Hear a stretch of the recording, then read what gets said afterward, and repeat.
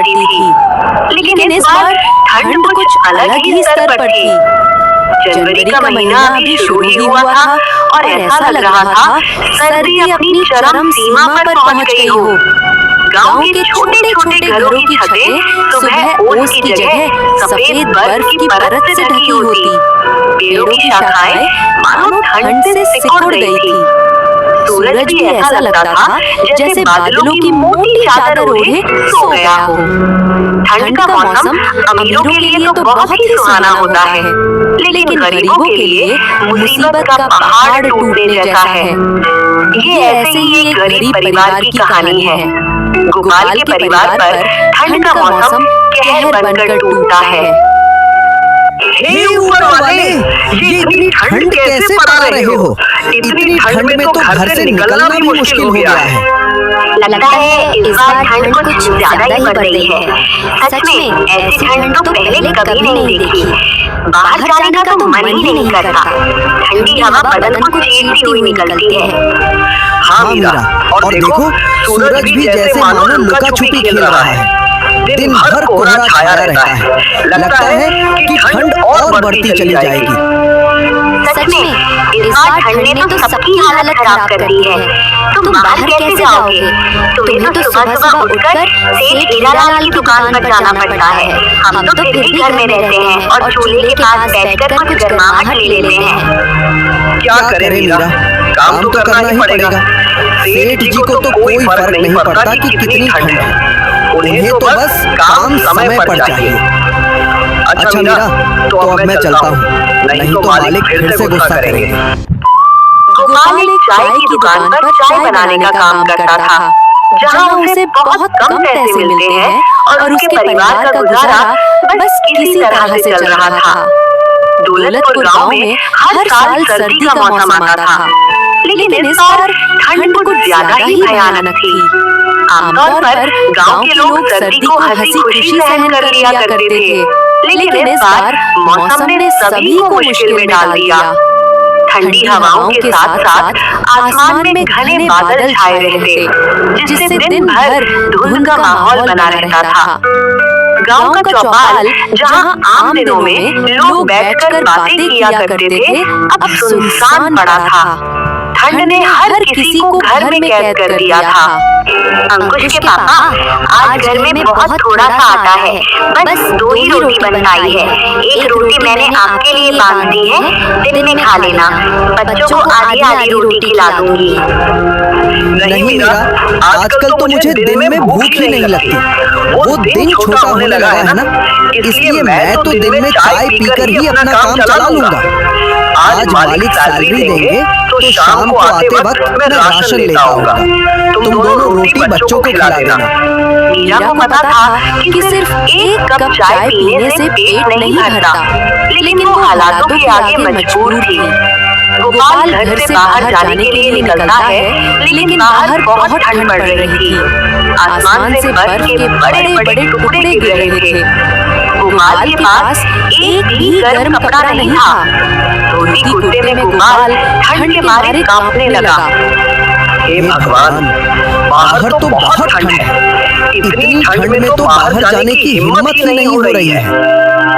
अपने आप को संभालता हुआ गोपाल कड़कती ठंड में भी मालिक की दुकान पर सुबह 6 बजे पहुंच गया। आ गया तू? चल जल्दी से सारे बर्तन धो दे। बर्तन धोकर फटाफट अदरक वाली चाय बना, ग्राहक आने वाले हैं। जी मालिक, अभी बर्तन धो देता हूँ। बर्फ जैसे ठंडे पानी में बर्तन धोना गोपाल के लिए बहुत मुश्किल होता था, लेकिन वो कहते हैं ना कि गरीबी सब कुछ करा देती है। बर्तन धोकर गोपाल ने ग्राहकों के लिए चाय बनाई और सबको चाय दी। चूल्हा जलाने के बाद गोपाल को ठंड से थोड़ी राहत मिली। गोपाल का बहुत मन हो रहा था कि एक कप चाय वो भी पी ले। हे भगवान, ठंडे पानी से बर्तन धोने के बाद हाथ तो मानो जैसे जम ही गए। इतनी ठंड हो रही है, क्यों ना एक कप चाय मैं भी पी लूं। उसने मालिक को एक कप चाय दी और खुद भी एक कप चाय पीने लगा। तभी मालिक ने उसके हाथ में चाय का कप देख लिया और गुस्से से भड़कने लगा।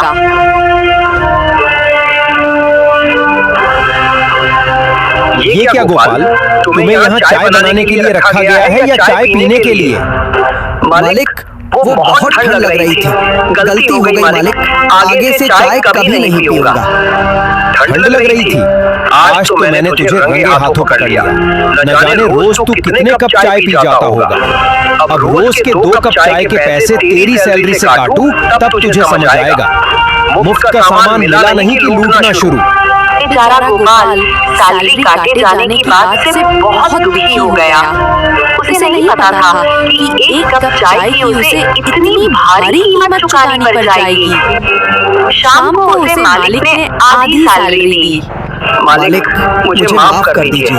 अब से मैं चाय नहीं पीऊंगा, लेकिन मुझे पैसे पूरे दे दीजिए। मैं सच कहता हूँ मालिक, आज मैंने पहली बार चाय पी थी। वो पहनने के लिए गर्म कपड़े नहीं है ना, इसलिए मुझे ठंड ज्यादा लगती है। अरे वाह, पूरे पैसे दे दूं तुझे और मुफ्त की चाय भी पिलाऊं? खोल कर नहीं बैठा, चल अब भाग यहाँ से। मालिक हीरालाल गोपाल को काम पर से निकाल देता है। काम से निकाले जाने पर गोपाल बहुत दुखी था। गोपाल ने आधी तनख्वाह से कुछ पैसे बचाकर घर के लिए कुछ राशन ले लिया और घर आ गया। घर आकर उसने मीरा को जब राशन दिया तब मीरा ने कहा, इस बार तो आप हर बार से बहुत कम राशन लाए हैं, क्या बात है जी? गोपाल ने मीरा को सारी बात बता दी।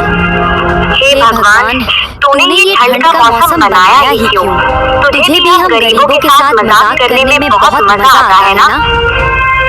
तुम परेशान मत हो मीरा, देखना एक दिन सब कुछ ठीक हो जाएगा। ये कुछ पैसे मैंने बचा लिए। इन पैसों से तुम बच्चों के लिए गर्म कपड़े और अपने लिए भी एक गर्म कपड़े खरीद लेना। वो तो ठीक है, लेकिन आपका क्या? आप रोज एक पतले से कुर्ते में ही रोज काम पर जाते हैं। आपको ठंड नहीं लगती होगी क्या? आपको गर्म कपड़ों की ज्यादा जरूरत है, नहीं तो आपकी तबीयत खराब हो जाएगी। इन पैसों से आप अपने लिए स्वेटर खरीद लीजिए। बच्चों के पास तो अभी पुराने स्वेटर हैं, उनसे उनका काम चल जाएगा। मैं तो ज्यादा समय चूल्हे के पास होती हूँ, मुझे तो ठंड कम लगती है। गोपाल बाजार जाकर उन पैसों से अपने लिए स्वेटर खरीद कर ले आया। मीरा जब खाना बनाती तो बच्चे ठंड से बचने के लिए चूल्हे के पास ही बैठे रहते। मैं बाहर जा रहा हूँ, देखता हूँ अगर कोई काम मिल जाए तो। खाली बैठने से कुछ नहीं होगा। इस बार तनख्वाह भी कम मिली है। जी ठीक है, ध्यान से जाइएगा और रात होने से पहले घर आ जाना।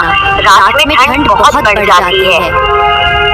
गोपाल बाहर निकल जाता है। बाहर ठंडी ठंडी हवाएं चल रही थी। गोपाल काम की तलाश में आगे बढ़ जा रहा था। भैया, आपके पास अगर मेरे लायक कुछ काम हो तो दे दीजिए, मैं कोई भी काम कर लूंगा। ठंड में तो वैसे भी मेरा काम बिल्कुल ठप पड़ गया है। मेरा खुद का खर्चा नहीं निकल पाता, उसमें मैं तुम्हें कहां से सैलरी दूंगा भाई? मेरे पास तो तुम्हारे लिए कोई काम नहीं है। गोपाल काफी जगह काम ढूंढता है मगर उसे कहीं काम नहीं मिलता। हे भगवान, अगर काम नहीं मिला तो गुजारा कैसे होगा? गोपाल ये सब सोच ही रहा था कि तभी वहाँ पर एक बूढ़ी अम्मा आती है। बेटा, क्या तुम मेरी मदद कर सकते हो? मेरा घर यहाँ से कुछ ही दूरी पर है। ठंड भी बहुत है ना, और मैं भी बहुत थक गई हूँ। ये कुछ मेरा सामान है, इसको मेरे घर तक पहुँचा दो बेटा, तुम्हारा बड़ा एहसान होगा। ठीक है माता जी, चलिए मैं अभी आपका सामान आपके घर तक पहुँचा देता हूँ। गोपाल सामान उठाता है और अम्मा के साथ चल पड़ता है। ये लो अम्मा, आ गया तुम्हारा घर। अम्मा, तुम यहाँ अकेली रहती हो? यहाँ तुम्हारे साथ और कोई नहीं रहता? हाँ बेटा, मैं यहाँ अकेले ही रहती हूँ। मेरे परिवार में और कोई नहीं है। बस ये एक मेरी लक्ष्मी है। ठंड बढ़ गई है ना, इसलिए जंगल से कुछ लकड़ियाँ लेने गई थी। आते आते देर हो गई। वो तो शुक्र है भगवान का जो वहाँ तुम मुझे मिल गए। अच्छा अम्मा, अब आप लकड़ियाँ जलाकर आराम कीजिए, मैं चलता हूँ। मुझे घर के लिए देर हो रही है। ठीक है बेटा, लेकिन मैं चाहती हूँ कि तुम मेरी लक्ष्मी को भी अपने साथ ले जाओ। मैं बहुत बूढ़ी हो चुकी हूँ, मैं लक्ष्मी का ढंग से ख्याल नहीं रख पाती, इसलिए मैं चाहती हूँ कि तुम मेरी लक्ष्मी का ख्याल रखो। ठीक है अम्मा, अगर आप इतना जोर डाल रही हैं तो आज से मैं आपकी लक्ष्मी का ध्यान रखूंगा। बेटा, इसे चारा सही से खिलाना, तो ये तुम्हें बहुत सारा दूध देगी। ठीक है अम्मा, जैसा आप कहो, मैं आपकी लक्ष्मी का बहुत अच्छे से ख्याल रखूंगा। इतना कहकर गोपाल लक्ष्मी को लेकर घर आ जाता है। जब मीरा ने गोपाल को गाय के साथ देखा तो वो बोली, अरे ये किसकी गाय ले आए आप? गोपाल मीरा को सारी बात बता देता है। बस इस तरह अम्मा ने इस लक्ष्मी को मुझे दे दिया और कहा उसका बहुत ध्यान रखना। अब हम इसका बहुत ध्यान रखेंगे, बिल्कुल अपने बच्चों की तरह। मीरा, रात तो होने वाली है, मैं सोच रहा हूँ कि लक्ष्मी के लिए कुछ हरी हरी घास ले आऊं। रात में अगर लक्ष्मी को भूख लगी तो हमारे पास उसे खिलाने के लिए कुछ भी नहीं है। जी हाँ, आप जल्दी से लक्ष्मी के लिए कुछ खाने को ले आइए। गोपाल जंगल की ओर निकल जाता है और लक्ष्मी के लिए ढेर सारा चारा लेकर घर पहुंचता है और लक्ष्मी को खिला देता है।